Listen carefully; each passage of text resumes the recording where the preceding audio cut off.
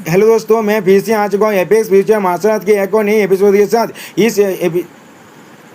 वहाँ से शुरू होता है जहाँ पर पिछला एपिसोड खत्म हुआ था। इस एपिसोड की शुरुआत में हम लोग देख पाते हैं लुसेंग के बेस्ट ट्रिक में चाहता है बेरियर होने और आयतन हमें बताने लगा। लुसेंग ने अपने व्हाइट होल साथी बेस क्राफ्ट को अच्छी तरह से पाक करने के बाद उसके डिफेंस मैकेनिज्म को एक्टिवेट कर दिया और फिर अगले ही बॉल में लुसेंग एक स्टार के करीब आ गया जो उससे 10,000 किलोमीटर दूर था। और हम लोग देख पाते हैं लुसेंग उस स्टार के बहुत ज्यादा करीब खड़ा हुआ है। और फिर अगले सीन में हम लोग देख पाते हैं लुसेंग अपने पावर को बहुत ज्यादा रिलीज करने लगा। अभी उस स्टार को देखते हुए खुद से कहने लगा, जब मैंने रेबेल 8 को रीच किया था तब मैं जिस फिल्म को कंट्रोल कर रहा था उसका third layer of the void bright stage पहले ही 1000 डिग्री को सरपास कर चुका था। और भी लुसेंग उस शान के बहुत ज्यादा करीब जाते हुए कहने लगा ए हीट। अभी लुसेंग थोड़ा सा खुश होकर कहने लगा एक स्टार के सरफेस का जो टेम्परेचर होता है वो 6000 डिग्री सेल्सियस होना चाहिए, तो मेरे लिए कुछ भी प्रॉब्लम का नहीं है। अभी लुसेंग उस स्टार के करीब जाते हुए कहने लगा आप स्टार्ट करते हैं। और फिर अगले सीन में हम लोग देख पाते हैं लुसेंग उस स्टार के अंदर बहुत स्पीड में जाने लगा। और फिर राइटर हमें कहने लगा तो लुपेन उस स्टार के अंदर बहुत ही स्पीड के साथ घुस गया। हम लोग देख पाते हैं उस स्टार के अंदर थोड़ा सा हलचल भी हो रहा है। और फिर अगले सीन में हम लोग देख पाते हैं लुसेंग उस हिट्स को होते हुए कहने लगा अच्छा है इस फीलिंग को पेशेंट नहीं किया जा सकता। फिर अगले सीन में हम लोग देख पाते हैं लुसेंग उस स्टार के कोर की तरफ जाने लगा और उसके सारे कपड़े भी पूरी तरह से जल चुका है। लेकिन दोस्तों मुझे ये समझ नहीं आ रहा है उसका पैंट कौन सी चीज से बना हुआ है जो इतना हिट को भी अच्छी तरह सर्वाइव कर पा रहा है। मुझे लग रहा है लुसेंग के ज्यादा उसका पैंट का एंडोरेंस पावर बहुत ज्यादा है। फिर अगले सीन में हम लोग देख पाते हैं लुसेंग के अंदर से बहुत ज्यादा पसीना निकलने लगला। अभी लुसेंग खुद से कहने लगा एक स्टार के अंदर का highest temperature billion degree Celsius भी हो सकता है जो मेरे कल्टीवेशन रिक्वायरमेंट को अच्छी तरह से मीट करता है। और फिर अगले सीन में हम लोग देख पाते हैं लुसेंग उस स्टार के हिट को एब्जॉर्ब करते हुए चौड़ा चिल्लाने लगा और उसके बॉडी के अंदर बहुत से रेत रेत जैसा मार्क भी बनने लगा। फिर अगले सीन में हम लोग देख पाते हैं लुसेंग के अंदर से बहुत से पावर निकलने लगा और उसके बैक में एक स्टार का मार्क बनने लगा। और फिर लुसेंग के अंदर से बहुत से पावर निकलने लगा और लुसेंग कहने लगा मुझे यहाँ पर कल्टीवेशन करने के लिए बहुत पहले ही आ जाना चाहिए था, मेरे लिए एक असली पैराडाइज है। और फिर अगले सीन में हम लोग देख पाते हैं लुसेंग बहुत ज्यादा पावर को एब्जॉर्ब करते खुद से कहने लगा पीनट गेयर को हासिल करने के लिए मुझे इस स्टार के और भी ज्यादा अंदर जाना पड़ेगा। और फिर लुसेंग उस स्टार के और भी ज्यादा अंदर घुसने के बाद कहने लगा अब ज्यादा वक्त नहीं लगेगा जब मैं 9th लेवल में पहुंच जाऊंगा, जो आखिरी मास्टर आर्ट से पीस को मैं मिस कर रहा था वो मुझे मिल जाएगा और फिर मैं 10th लेवल की तरफ आगे बढ़ सकता हूँ। लेकिन दोस्तों जहाँ तो मुझे मालूम है लुसेंग तो पहले ही 9th लेवल का सेंट बन चुका है। अब मुझे समझ नहीं आ रहा रायता यह वो क्या कहना चाहता है। रायता तेरी माँ की, छोड़ो दोस्तों मैं ये गाली भी नहीं दे सकता। फिर अगले सीन में हम लोग देख पाते हैं लुसेंग बहुत ज्यादा खुश होने लगा। फिर अगले सीन में हम लोग देख पाते हैं लुसेंग उस स्टार के कोर के अंदर आ चुका है और फिर उस स्टार के कोर के अंदर बहुत ज्यादा हलचल होने लगा। और फिर एक दूसरी जगह सीन दिखाते हुए राइटर हमें कहने लगा बहुत जल्दी बीत रहा था। अब तो 3 महीने हो चुका है जब मुझे interstellar martial art talent exchange competition का इन्विटेशन मिला था। और फिर हम लोग देख पाते हैं बहुत सारे क्रिएचर यहाँ पर घूम रहा है। और फिर अगले सीन में वो पर्सन फिर से कहने लगा इस कंपटीशन का जो कॉन्वेनिंग था वो एक बहुत बड़ा मेteor की तरह था जो स्टेज स्काई के साइलेंस को पूरी तरह से तोड़ डाला और 12 स्टार रीजन को बहुत जोर से स्लैम किया था। 10,000 सालों से वहाँ पर जो ट्रांक्विलिटी थी उसे पूरी तरह से डिस्ट्रॉय कर दिया उसने। और फिर हम लोग देख पाते कुछ ऑडियंस उस न्यूज को पढ़ते हुए कहने लगा एक वार जो बहुत सारे सेंचुरी से नहीं हुआ वो फिर से होने वाला है। वो लोग पेस्टिव से साफ जुपिटर रीजन की तरफ जाने लगा और हम लोग देख पाते बहुत सारे पेस्टिव यहाँ से निकलने लगा। अभी राइटर हमें एक बहुत बड़े शिप को दिखाते हुए कहने लगा एक बड़ा मार्चेंट शिप है जो दूसरे स्टार रीजन से इंटरस्टेलर मार्शल आर्ट से कॉम्पिटिशन अभी पूरी तरह से अपने फुल स्विंग में है। अगले सीन में हमें एक वेन्यू का सीन दिखाया जहाँ पर बहुत सारे बीइंग बातें कर रहे हैं और उस बात को दिखाते हुए राइटर हमें कहने लगा इस चीज ने उस पीस को पूरी तरह डिस्ट्रॉय कर दिया जो 12 स्टार रीजन के अंदर हजारों सालों से एग्जिस्ट कर रहा था। बहुत सारे important figures martial art masters genius से स्पेस क्राफ्ट की मदद से झाम जुपिटर रीजन की तरफ आने लगा।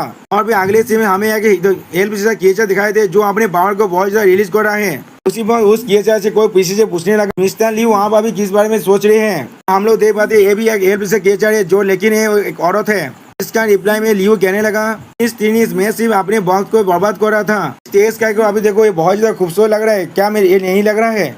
सोने के बाद टीनिस कहने लगा मुझे सिर्फ टीनिस के पुकारो। फिर अगले सीन में टीनिस मिस लियो को लाइन मारते हुए कहने लगा स्टेज का अभी बहुत ज्यादा खूबसूरत है लेकिन अगर आप इसे जो ज्यादा देर तो देखते रहेंगे ये बहुत ज्यादा बोरिंग बन जाएगा और मोनोटोनस भी बन जाएगा। और फिर वो अपने मन में कहने लगा बहुत वक्त से तेज का आप थोड़ा सा भी पीसफुल नहीं है।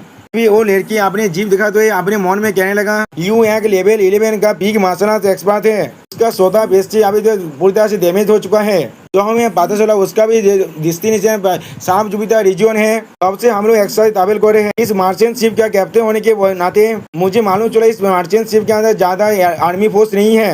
और फिर मिस टिनिस फिर से मिस्टर लियो को देखने लगा और फिर अगले ही बार मिस्टर लियो के हाथ को उसने पकड़ लिया और ये देखने के बाद लियो थोड़ा ज्यादा चौंक गया। और फिर तीनी से मिस्टर लियो के बहुत करीब आकर कहने लगा पेरिस का कॉम्पिटिशन की वजह से स्टार पायरेट्स डजन से भी ज्यादा स्टार सेक्टर के अंदर आने के लिए घूर रहा है।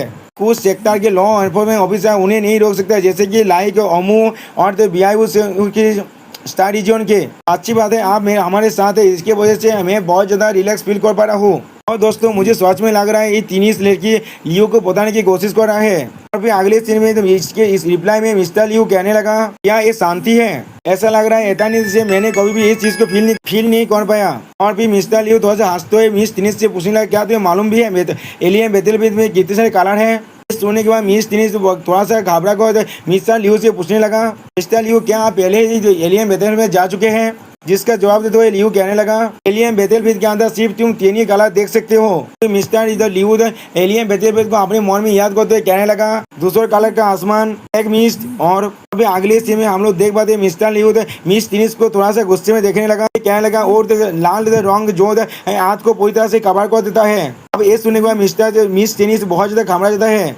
और भी कुछ समझने के बाद मिस्टर लियो उससे कहने मुझे माफ कर देना, मुझे सिर्फ कुछ अनप्लेजेंट मेमोरीज याद आ गया था। मुझे लगता है मैंने तुम्हें दोहरा दिया है कैप्टन टिनिस। अब इसका रिप्लाई तो कैप्टन टिनिस उससे कहने लगा नौफरो तो मैंने पहले ही आपको बता दिया था मिस्टर लियो, आप अभी से मुझे सिर्फ टिनिस कह सकते हैं। मुझे कैप्टन कहना और उस्ताद की कुछ ही बात से पुकारना बहुत ज्यादा औकात है। और भी मिस्टर लियो टिनिस से पूछने लगा और किसी भी बात को बिना बढ़ाए टिनिस क्या तुम मुझे बता सकते हो इस कॉम्पिटिशन के कॉम्पिटेंस को बारे में? ये सुनने के बाद मिस टिनिस कहने लगा मुझे थोड़ा सा देखने दो। ब्लैक फ्लाउंडर स्टार रीजन से ब्लू डायमंड फैमिली के अंदर से घेरे आ रहा है। वो एक बिलियन मूल लेवल एक्स्ट्रा होता है लाइफ फॉर्म है। उसका एज अभी सिर्फ 700 साल है और वो वहाँ लेवल 11 का पिक में पहुंच चुका है। और फिर एक एंजल जैसा केस को दिखाते हुए कहने लगा हिल स्टार रीजन के अंदर से आइस डेमन मोनोरे आ रहा है। वो एक एक्स्ट्रा होता है लाइफ फॉर्म है 3 स्टार के और किसी भी वक्त में वो 12 लेवल को रीच करने वाला है। और फिर इस टिनिस को देखने के बाद चिल्ला कर कहने लगा यहाँ तो भी वो अभी भी 400 साल का भी नहीं हुआ है, इसका फ्यूचर पूरी तरह से लिमिटलेस है। और फिर लुपेन के पिक्चर को दिखाते हुए कहने लगा सॉरी दोस्तों लुसेन के पिक्चर को दिखाते हुए कहने लगा और ये सबसे ज्यादा नौतोदी इंसान है इस कंपटीशन के अंदर और इस कंपटीशन को ऑर्गेनाइज करने का भी की फिगर यही है। एमोता बेलालाइन का कोनार जो मिलियन ईयर्स में सिर्फ एक ही बार आता है वो सांप जुपिटर रीजन से लुसेंग है। और फिर मिस टिनिस थोड़ा सा निराश होकर कहने लगा मुझे हमेशा लगता था एक लेजेंडरी एग्जिस्टेंस है, लेकिन मैंने कभी भी नहीं सोचा था सच में एग्जिस्ट करता है रियलिटी के अंदर। और भी मिस्टर लियो भी थोड़ा सा घाबरा कहने लगा तुमने सच कहा, लेवल बहुत ज्यादा रेयर है बैटलफील्ड के अंदर भी ये बहुत ज्यादा रेयर एग्जिस्टेंस है।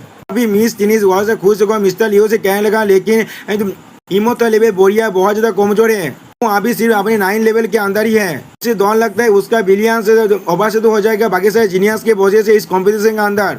कॉम्पिटिशन की शुरुआत होने से पहले ही प्रेडिक्ट किया गया है उसका इस कॉम्पिटिशन में जीतने के चांस सिर्फ 20% से भी कम है। इसकी जगह पर आधा आइस डेमन मोनोरेट जो हिल स्टार रीजन का सबसे पॉपुलर कैंडिडेट है इमोता सी उसके सामने कुछ भी नहीं है। और अभी सिस्टम प्ले में हमें लुपेन का पिक्चर दिखाया जाता है। दोस्तों मैं बार बार इसे लुपेन ही कह दे रहा हूँ। अभी मिस टिनिस मिस्टर लियो से पूछना क्या आप भी इस कॉम्पिटिशन में पार्टिसिपेट करने वाले सोच रहे हैं? आपकी एबिलिटी के साथ आप आसानी से टॉप 10 के अंदर पहुंच सकते हैं। सुनने के बाद मिस्टर लियो कहने लगा क्या मैं? अभी वो स्वर को हिलाते हुए कहने लगा इस कॉम्पिटिशन में पार्टिसिपेट नहीं करने वाला क्योंकि उस वक्त। और फिर थोड़ा सा डेविल फेस बनाते हुए मिस टिनिस से कहने लगा मेरे पास उससे भी ज्यादा इंपॉर्टेंट थिंग्स है करने के लिए। और दोस्तों यहाँ पर इस वीडियो का दी होता है, प्लीज सब्सक्राइब माय चैनल और like and share this video. और दोस्तों इस वॉइस ओवर के अंदर मेरे से बहुत सारी गलती हो चुका है, इसके लिए प्लीज मुझे माफ कर देना। Okay bye bye sayonara.